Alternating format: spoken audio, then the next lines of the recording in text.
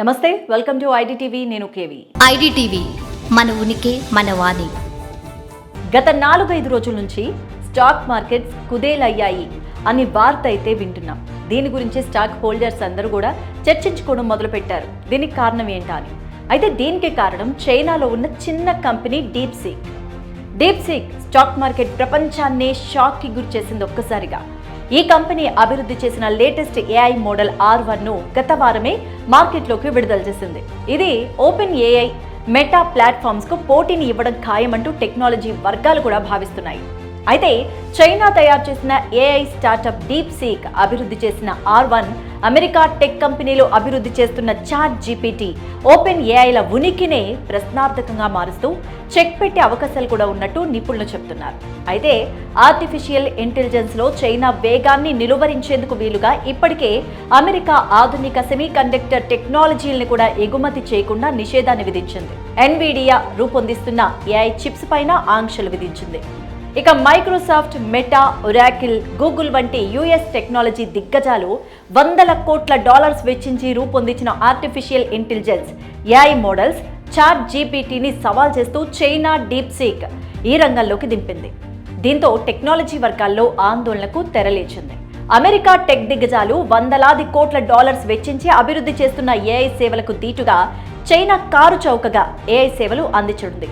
ఇక ఈ నేపథ్యంలోనే ఈ అంచనాలు యుఎస్ ఇన్వెస్టర్స్ లో అయితే భయాలను కలిగిస్తున్నాయి. అమెరికా అధ్యక్షుడు ట్రంప్ పన్నుల విధింపు భయాలు, చైనా ఏఐ స్టార్టప్ డీప్సీక్ ప్రభావంతో దేశీయ స్టాక్ సూచీలు 1% నష్టపోయాయి. అదేవిధంగా అమెరికాలోని అక్రమ వలసదారులను వారి స్వదేశాలకు పంపే చర్యల్లో భాగంగా ట్రంప్ కొలంబియాపై 25% సుంకం విధించారు. ఇప్పటికే మెక్సికో, కెనడాలపై ఫిబ్రవరి 1 నుంచి 25% వాణిజ్య సుంకాల విధింపును కూడా ప్రకటించారు.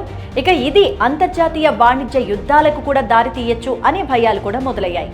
మరోవైపు China AI startup DeepSeek R1 ప్రపంచవ్యాప్తంగా టెక్ పరిశ్రమను కుదిపేస్తోంది. ఈ డీప్సీక్ క్రాష్ వల్ల స్టాక్ మార్కెట్లో $1.5 ట్రిలియన్ పడిపోయాయి.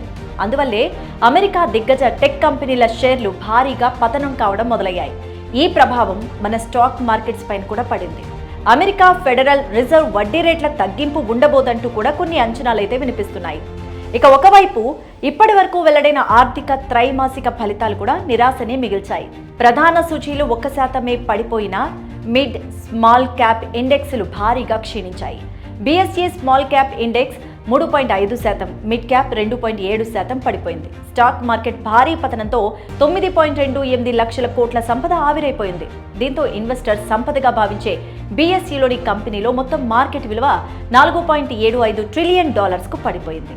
ప్రధానంగా ఏఐ అంచనాలతో ఉన్న ఎన్విడియా షేర్ 17% పతనమైంది. మైక్రోసాఫ్ట్ 3% పైగా క్షీణించింది. ఫలితంగా ఒక్క రోజులోనే ఎన్విడియా మార్కెట్ విలువలో సుమారు $500 బిలియన్ ఆవిరైపోయింది. డీప్సీక్ అనే ఓ చిన్న కంపెనీ తయారు చేసిన ఏఐ మోడల్ R1 సెగ ఎన్విడియాకు అధికంగా తగిలిందని చెప్పాలి. అమెరికా ఐఫోన్స్ టెక్ దిగ్గజం యాపిల్ ఇంక్ యాప్ స్టోర్ ర్యాంకింగ్స్ లో అగ్రస్థానానికి చేరినట్టు కూడా తెలుస్తోంది. దీంతో open source product open AI, meta platforms కు పోటీగా నిలుస్తుందన్న అంచనాలు పెరిగాయి.